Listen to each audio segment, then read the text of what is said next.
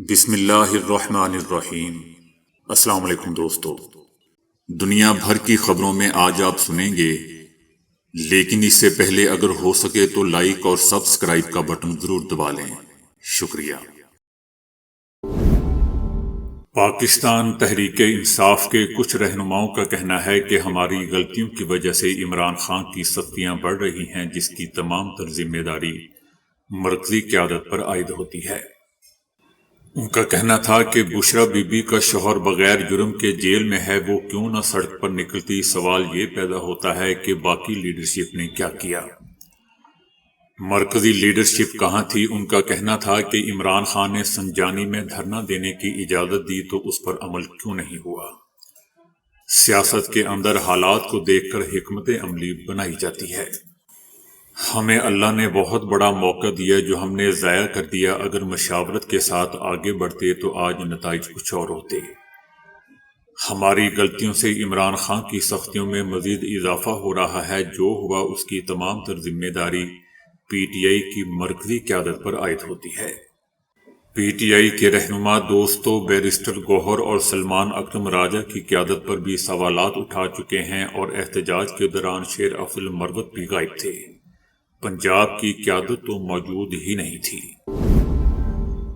P T I والوں سے ٹھیک ٹھاک گالیاں کھانے والے سینیٹر فیصل وابڈا نے دعویٰ کیا ہے کہ جلد ہی پاکستان تحریک انصاف پر پابندی لگنے والی ہے، اور عمران خان کی اہلیہ بشرا بی بی بھی گرفتار ہوں گی۔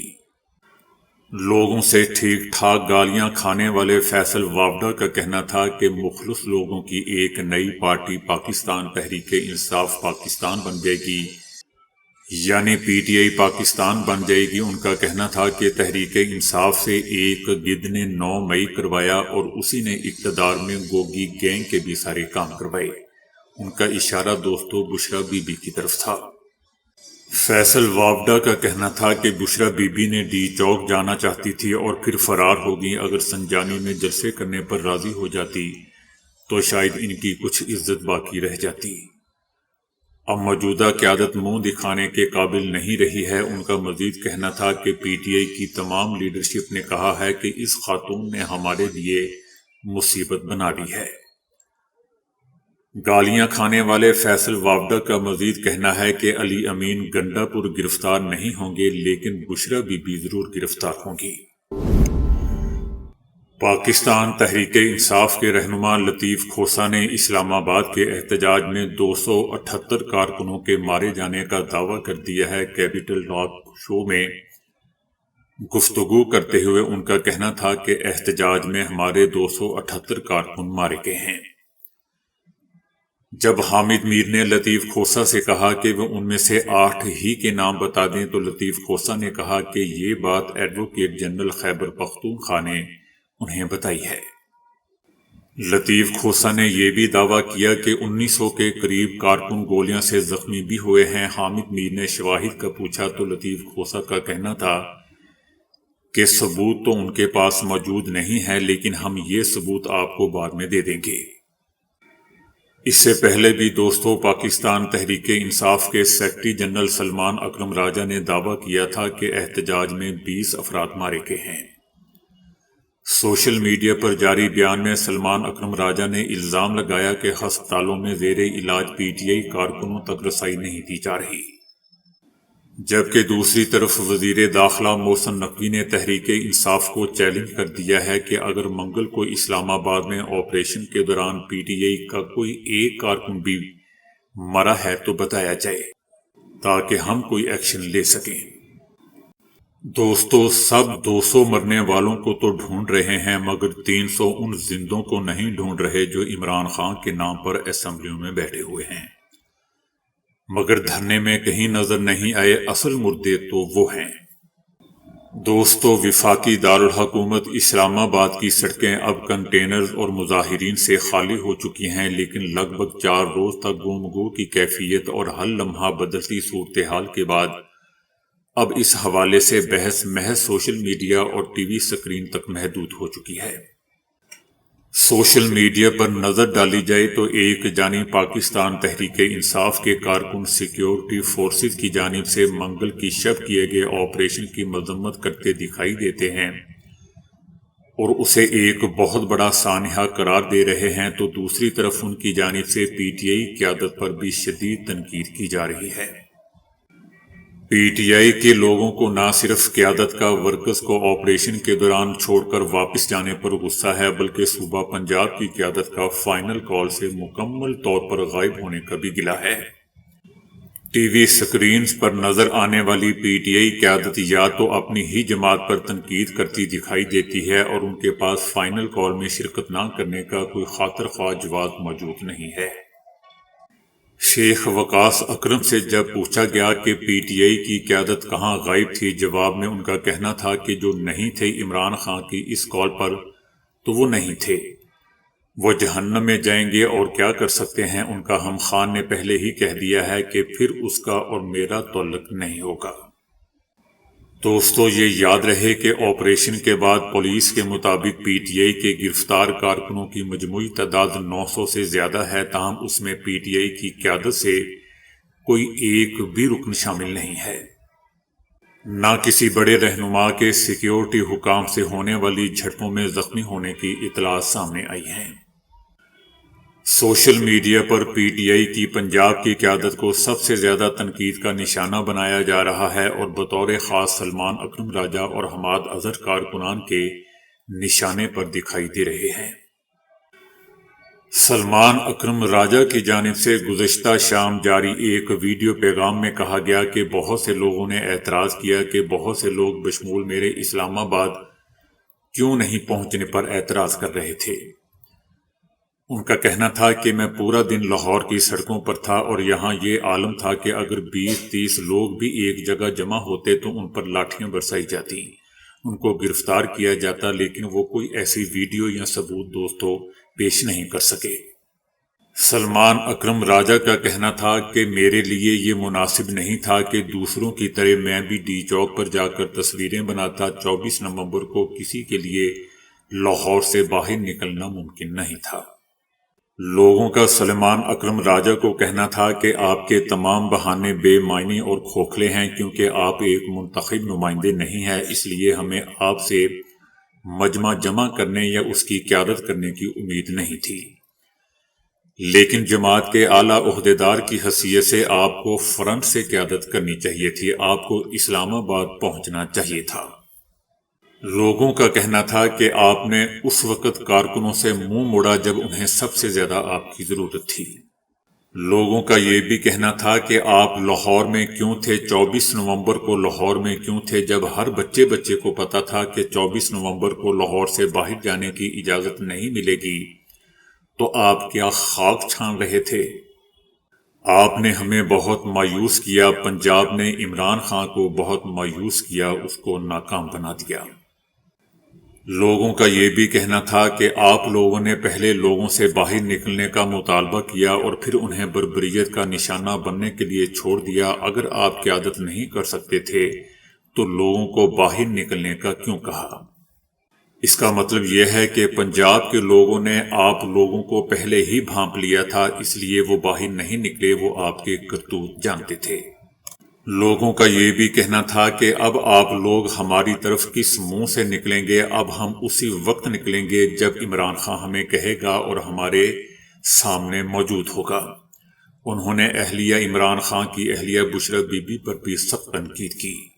لوگوں کا کہنا تھا کہ ان تمام لوگوں کو شرم آنی چاہیے جو اس وقت نہ پہنچے جب ان کی ضرورت تھی۔ رؤف حسن نے نیوز چینل ARY پر بات کرتے ہوئے کہا کہ اگر انکوائری کی جائے گی اور دیکھا جائے گا کہ کون سا پارٹی لیڈر موجود نہیں تھا، وہ بھی ہم پبلک کریں گے۔ جب میزبان نے ان سے پوچھا کہ آیا وہ خود شرکت کر پائے تھے تو انہوں نے کہا کہ نہیں، میں نہیں جاتا ہوں سیاسی مظاہروں میں، کیونکہ میں پارٹی کے باقی تمام کام کرتا ہوں، کبھی کبھی چلا بھی جاتا ہوں، لیکن اس دن نہیں گیا۔ دوسری جانب بشرا بی بی کی جانب سے تاحال اس حوالے سے کوئی وضاحت جاری نہیں کی گئی، تاہم ان کی بہن مریم بٹو کی جانب سے جاری بیانات میں دعویٰ کیا جا رہا ہے کہ بشرا بی بی اپنی مرضی سے اسلام آباد سے نہیں آئی تھی، وہ تو گاڑی سے چھلانگ بھی لگانے لگی تھی، لیکن اس کا دروازہ لاک کر دیا گیا۔ روس نے یوکرین کے بجلی تنصیبات پر حملہ کر دیا ہے، جس کے نتیجے میں 10 لاکھ افراد کو بجلی منقطع ہو گئی ہے۔ روس نے ملک کے بجلی کی تنصیبات پر راکٹوں سے ایک بڑا حملہ کیا ہے، جس کے بعد ملک بھر میں ایمرجنسی بنیادوں پر بجلی کی لوڈ شیڈنگ کی جا رہی ہے۔ اس ماہ میں ہونے والا یہ اس طرز کا دوسرا بڑا حملہ ہے۔ 17 نومبر کو بھی ایک ایسے ہی حملے میں روس نے یوکرین کی بجلی کی تنصیبات کو نشانہ بنایا تھا، جس میں 10 افراد بھی مارے گئے تھے۔ یوکرین کا کہنا ہے کہ کئی گھنٹے جاری رہنے والے اس حملے میں روس کی جانب سے میزائل اور ڈرونز کا استعمال کیا گیا ہے۔ لوگوں کو محفوظ مقامات پر پناہ لینے کا مشورہ دیا گیا ہے۔ اس حملے میں شہری تنصیبات کو بھی نقصان پہنچنے کی اطلاعات ہیں، تاہم اس بارے میں ابھی صورتحال واضح نہیں ہے۔ انٹرنیشنل میڈیا کی رپورٹس میں پی ٹی آئی احتجاج کے حوالے سے خوفناک انکشافات سامنے آئے ہیں۔ اسلام آباد کے 2 بڑے ہسپتالوں میں بے شمار زخمیوں کو لایا گیا تھا اور ایک رات میں اتنی سرجریز کی گئی جتنی اس سے پہلے کبھی نہیں ہوئی تھی۔ ڈاکٹرز نے کارروائی کے خدشے کی وجہ سے نام ظاہر نہ کرنے کی شرط پر بتایا کہ وہ اس بارے میں بات نہیں کر سکتے، تاہم ایک ڈاکٹر نے آپریشن کی رات کے حوالے سے بات کرتے ہوئے بتایا کہ انہوں نے آج تک ایک رات میں اتنی سرجریز نہیں کی ہیں جتنی آپریشن کی رات کی گئیں۔ بہت سے مریض ایسے تھے جن کا خون بہت زیادہ بہہ چکا تھا۔ ایک اور ڈاکٹرز کا کہنا تھا کہ ہمارے پاس رش اس قدر زیادہ تھا کہ ہم نے ایک بیڈ پر 2 سرجریز کی اور گولیاں نکالی ہیں۔ ایک اور لیڈی ڈاکٹرز کا کہنا تھا کہ جو میں نے رات کو یہاں دیکھا وہ میں کبھی بھول نہیں سکوں گی۔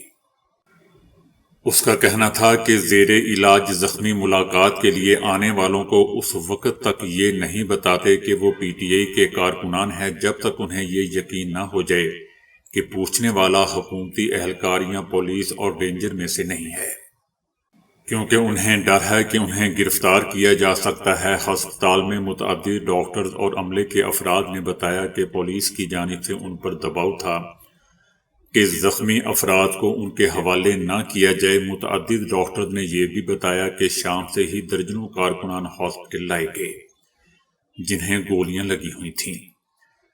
ان میں سے کئی ایسے تھے جو کہتے کہ ان کا نام کاٹ دیں اور کئی ایسے تھے جنہوں نے درخواست کی کہ ان کا نام ریکارڈ میں نہ ڈالا جائے۔ ہاسپٹل کے ایک اور ڈاکٹر اور عملے کے ایک اور اہلکار کا بھی کہنا تھا کہ زخمی یہ کہہ رہے تھے کہ ان کا نام ریکارڈ کا حصہ بننے کی صورت میں انہیں حراست میں لیے جانے کا خوف ہے، اس لیے ہمارا نام نہ بتایا جائے۔ ہسپتالوں کے طبی عملے کا کہنا تھا کہ ان پر انتظامیہ کی جانب سے دباؤ ڈالا جا رہا ہے، جس کی وجہ سے وہ معلومات نہیں بتا سکتے، نہ ہی دے سکتے ہیں۔ Army chief general Asim Munir سے بیلاروس کے صدر کی ملاقات ہوئی۔ ISPR کے مطابق ملاقات میں دفاعی شعبوں میں تعاون کے باہمی دلچسپی کے امور پر تبادلہ خیال کیا گیا۔ آرمی چیف نے عالمی اور علاقائی امور میں بیلاروس کے کردار کو سراہا۔ آرمی چیف نے 2 طرفہ تعلقات کو مزید مضبوط اور وسعت دینے کے عزم کا بھی اظہار کیا۔ ISPR کے مطابق بیلاروس کے صدر نے علاقائی امن و استحکام میں پاکستان کی مسلح افواج کے اہم کردار کو سراہا اور ان کی تعریف کی۔